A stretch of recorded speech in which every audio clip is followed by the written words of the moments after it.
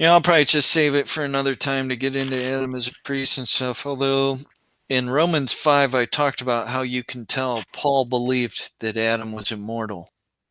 Mm-hmm. So I'll make another video where I mention that again and then get into how we know he was a priest. And that actually, the proof text I want to go to for that is Ezekiel 28 in the Septuagint, where, let me read something for you real quick. Sure. You know how people think Lucifer was in the garden? Of course.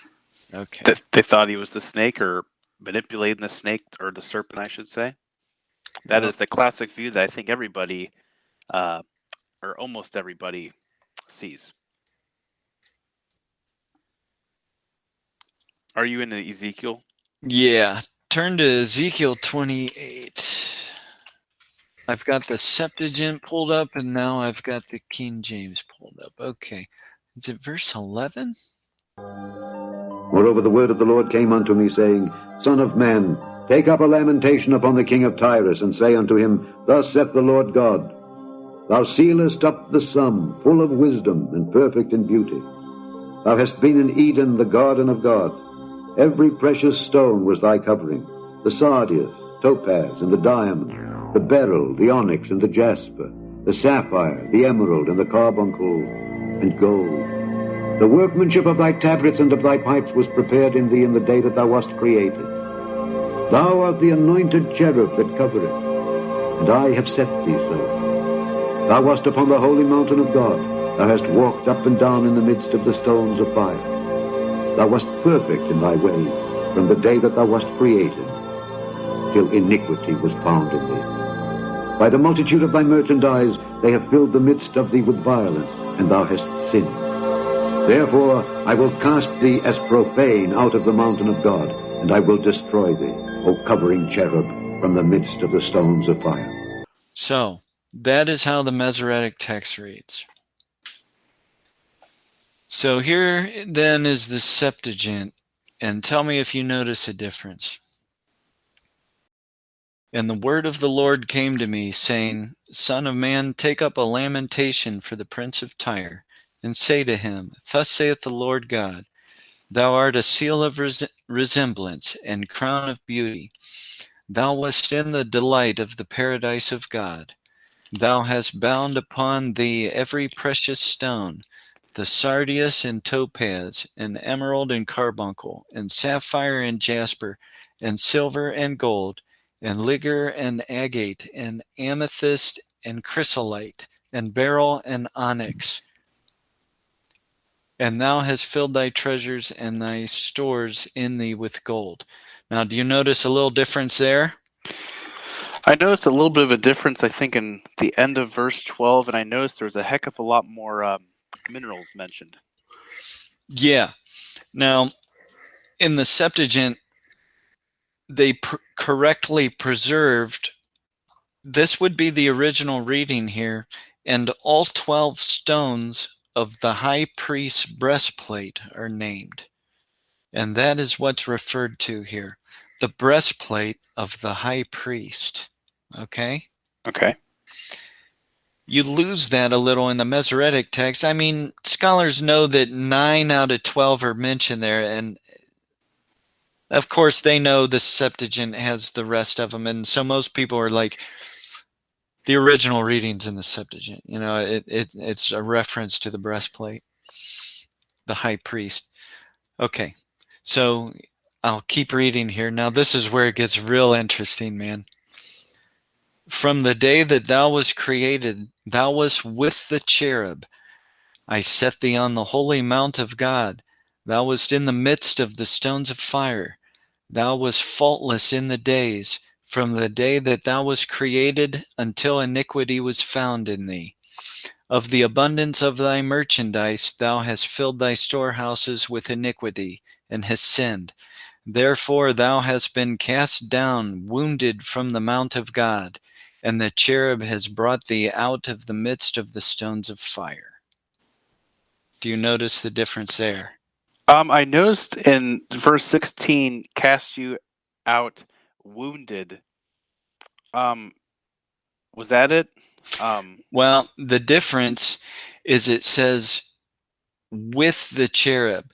From the day that thou was created, thou was with the cherub. I did notice that too, but I guess I didn't catch up on the significance of that. Yeah. And then down below it says, thou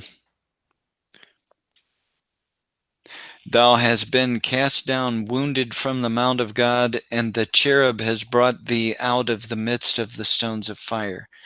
So this is, the Septuagint shows that it's a person with the cherub. You see that? And this person is Adam.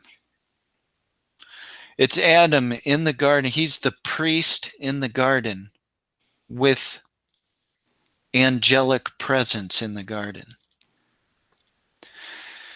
So this chapter in this oracle against the king of Tyre, what is being compared to here isn't an angel that was in the garden. It's comparing it to Adam in the garden, who was a priest. You see that? I do. And that's an interesting thing.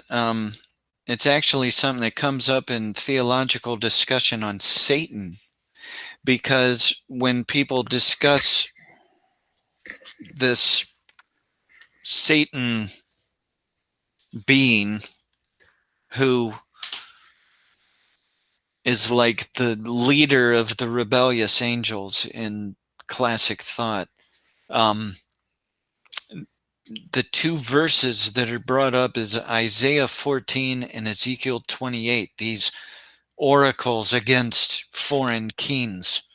And they both seem to compare the king to Satan. That's the idea. Well, the second one isn't comparing the king to an angelic Satan. It's comparing him to Adam. As we look at Ezekiel 28, it's possible that it's talking about an angelic being. I think it's actually talking about an Adamic figure. It's comparing the king of Tyre to an Adamic figure. I would say it's referring to Adam, and that Ezekiel 28 describes Adam in his priestly role in the garden. I see. Hence why you read the Septuagint. Yeah. Okay, I see that.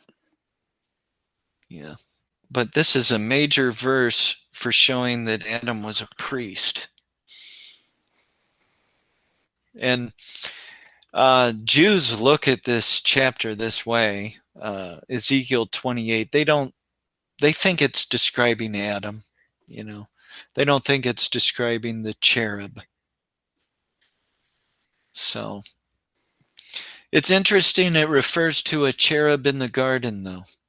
And we know that there were cherubim guarding the way. So that's after the sin of Adam, though. But there's this angelic presence in the garden. And then when you study the tabernacle, look at the detail about the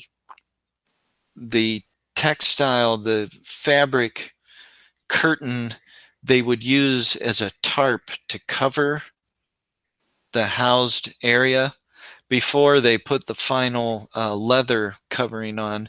Underneath there was actually a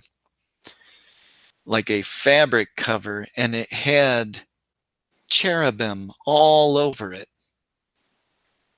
So it's showing that when the Garden of Eden was here back in the 4000s